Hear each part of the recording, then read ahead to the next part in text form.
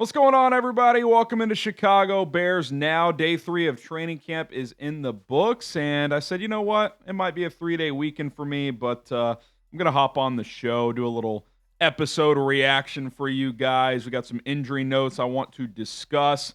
But first, we will get to the practice notes. But before we do react to today's practice, show support. Subscribe to the channel. We're less than 200 subs away from 125,000 strong here on Bears Now, whether we're in the studio or in my home office. We're going to bring you guys the latest content and react to what's happening at training camp. So appreciate you guys doing that and showing that love. Okay, let's check in on the offense. Day 3, obviously we talked yesterday, and through the first 2 days, it hadn't been great. And through the first 2.5, 2 2/3 days, hadn't been great at all, but there were signs of life today and a pretty strong finish, I would say, for Caleb Williams and the first team offense. So some positive signs and developments there. We'll kind of go through the notes based on reports at Hallis Hall about how today's practice went. I'll react as we go. Let's start with just the initial team periods. The first team offense had 3 team periods. That's 11 on 11 drills, just kind of standard spots on the field, not really situational things. And one guy stood out on the Bears defense, Montez Sweat. He blew up a couple of plays, beat Darnell Wright once, I think got him a second time as well, forced a throwaway by Caleb Williams, and another one that would have been a sack, I believe. And look, let's mention this at first. The defensive line typically has the edge on the offensive line when the pads are off. How many times have we heard that about a guy like Dominique Robinson? He always looks good in OTAs, and when the pads are off, then the pads go on, he gets neutralized. You just can't enforce your will physically as an offensive line until the pads go on. So let's just kind of throw that caveat out there as we start. But Sweat had a couple of nice rushes to blow up some of the offense's plays. Caleb hit Olamide Zaccheaus on a little bootleg rollout pass, standard boot where he rolls to the right on the play action. Zaccheaus was on the backside drag route, hit him for probably, 7-8 yards. Nice little completion there. Best play during the 3 team periods was about a 25-yard crosser to Rome Odunze. One of the better throws of camp so far from Caleb, it sounds like. That could be one that the Bears social team tweets out later, so we'll have to wait and see on that. But mixed bag, I would say, still pretty choppy and sloppy from the first team offense during those 3 periods. Now, you see on your screen, one good and one bad red zone sequence for the starting offense. Let's start with the bad, because that one came first. And it was a pretty rough one. 5 plays. First one, dropped by Olamide Zaccheaus. Caleb hit him in the hands on a little hitch over the middle, dropped it. Second one, more of a contested catch situation for Cole Kmet, but it did hit him in the hands. Probably wouldn't go down as a literal drop by NFL stat makers, but a ball that Cole would probably say he should catch. Third play, tried to hit Rome Odunze on a fade in the corner of the end zone. I saw Greg Braggs of CHGO tweet out that he thought there was a lot of contact and jersey pulling there by, I believe, either Kyler Gordon or Tyreek Stevenson. No flag came out, but could have been a PI. Incomplete. Fourth play, off target, batted up and intercepted by Jaquan Brisker. Fifth play, forced one into traffic over the middle. TJ Edwards picked it off. 5 plays in a red zone sequence, 0 completions, 0 touchdowns, 2 interceptions. Not good. Not good. Can't catch it for him, but then you throw a couple of picks.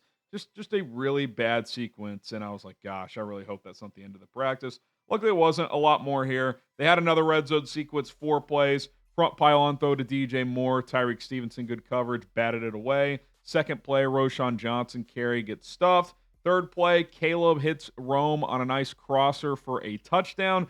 Fourth play, Caleb went through multiple progressions and found Olamide Zaccheaus in the back of the end zone in a tight window for a touchdown as well. So back-to-back touchdowns on that red zone sequence. 4 plays, 2 touchdowns, 1 incompletion, 1 running play that did not score. So much better there, much more positive momentum, and that seemed to carry into the final situational sequence of the day, and that was a 2-minute drill opportunity for the first team offense. 8 plays here to trying to get into field goal, or that ended up getting into field goal range for Cairo Santos. Could have been Jonathan Kim. I'm not sure on that, actually. First play, drive starter, short completion to Rome Odunze. Second play, Caleb escapes pressure, finds DeAndre Swift on a check down. Swift drops it. Third play, floodgates open, 40-yard scramble for Caleb Williams with blockers ahead of him. Fourth play, short out route complete to Zaccheaus. Fifth play, DeAndre Swift drops it again on the left side. I don't know if it was like a wheel out of the background or what, but it would have gone for big yardage apparently.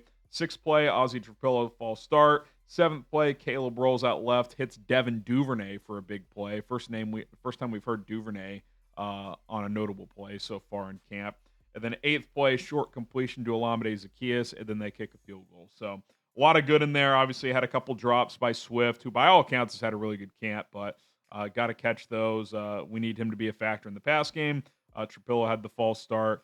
But Caleb was able to overcome that, hit Duvernay, and then come back to Zaccheaus before they kicked a field goal. So again, through 3 practices, would we sit here and say the offense is revolutionizing the sport? Probably not. But some signs of life today, areas of growth, and maybe some momentum heading into tomorrow before they have an off day on Sunday. So some positive signs in there, even if it is clearly still pretty choppy and a work in progress. Someone who does not seem to be a work in progress is JP Richardson. We've talked about him multiple times now, going back to OTAs, first day of training camp. He had that sick one-handed catch.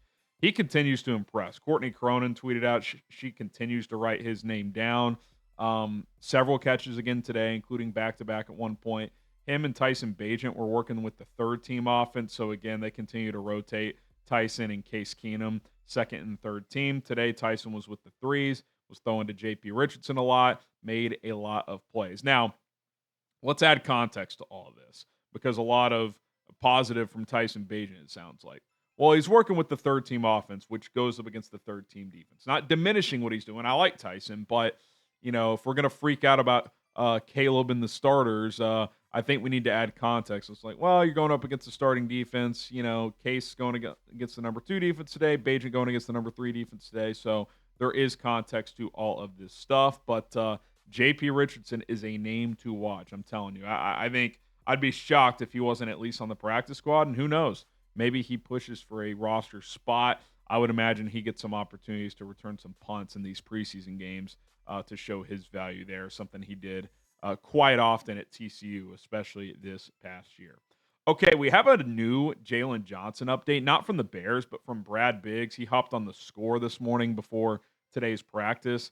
He said, from what he's hearing, Jaylen will be out for about a month. Now, the Bears said a few weeks, so, that would be a minimum of 2. But when you say a few, you're kind of covering your ass a little bit. It's 2 or maybe it's 4. So it sounds like it's going to be a month. Here would be my guess with Jaylen. He does not play in the preseason. He does not practice during the joint practices against the Dolphins and the Bills. And ideally, he's back 2.5 weeks before the opener against Minnesota. Ramps up, gets into whatever shape he needs to, and he's ready to go for the opener because that'll be a big test against Justin Jefferson. So that would be my guess. Now, Jordan Addison may not be able to go in that game because he could get suspended from his DUI situation. So even if Jaylen's a little behind schedule, you could see the Bears throw some double teams at Jeddah. But some big tests early with Jordan Addison or Justin Jefferson week 1, and obviously those Lions guys in week 2. But sounds like it's going to be about a month for Jaylen. And let's say it's a month from today, July 25th. So August 25th, that would give him, when's the opener? September 8th. It gives him about 2 weeks. So if he's back the 20th, 25th, 2.5 weeks, should be good to go. I don't think this is one to panic about, just because we know what Jaylen's all about. This is not a player who can't be relied upon. He's had some minor injuries in the past, but he's ready to go. He's going to play. And 2, unlike some of these other players, I don't think he needs as much reps and practice time at this stage in his career. So fully ready to go for the season opener. Not at practice today. Let's start with Braxton Jones. This was a scheduled rest day. The Bears announced after practice, so they're still ramping him up. Remember the first 2 days he took some reps on air, did some individual stuff, has not yet done team drills. with Tuesday being the first day of padded practice, I'm gonna guess he's not back for that yet in terms of full go. So, are you looking at is he ready for that first joint practice on August 8th? That would be right at 2 weeks from now. Maybe you're looking more like that second padded practice or a joint practice against the Buffalo Bills on August 15th. That almost seems more likely. So we'll see how that goes for Braxton. But it's a good sign that he's back, but he's clearly not fully back. Luther Burden still not practicing. No surprise there. I would guess at earliest he practices Monday. Would not expect him out there tomorrow. Off day Sunday. Maybe he's out there Monday. We'll have to wait and see. Zay Frazier, which Ben Johnson announced yesterday, is dealing with a personal issue, so unclear when he's going to return. And Shemar Turner, who banged up his ankle that first practice, not out there either. So a trio of rookies. Braxton Jones, scheduled rest day. Colston Loveland continues to ramp up. He's doing a lot of individual work, not doing a ton in team drills, but good to see him still out there. No rest day for him. So that's all we got from today's episode and today's training camp report from Hallis Hall. Shout out to everyone with boots on the ground. Greg Braggs reporting from the stands there. He did a great job. Courtney Crone and everybody else out there. Keep killing it, and we greatly appreciate it. And gives me an opportunity to react and give my take on everything happening at these practices. All right, that's going to do it for this episode of Chicago Bears Now. Don't forget to hit that subscribe button on the way out. TBD if we'll have a practice report tomorrow. Probably not, to be honest.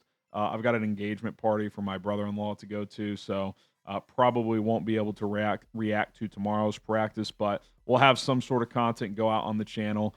Filmed a couple of videos yesterday for you guys, so be on the lookout for those. Turn on those notifications for more updates, and we'll see you guys soon. Bear down.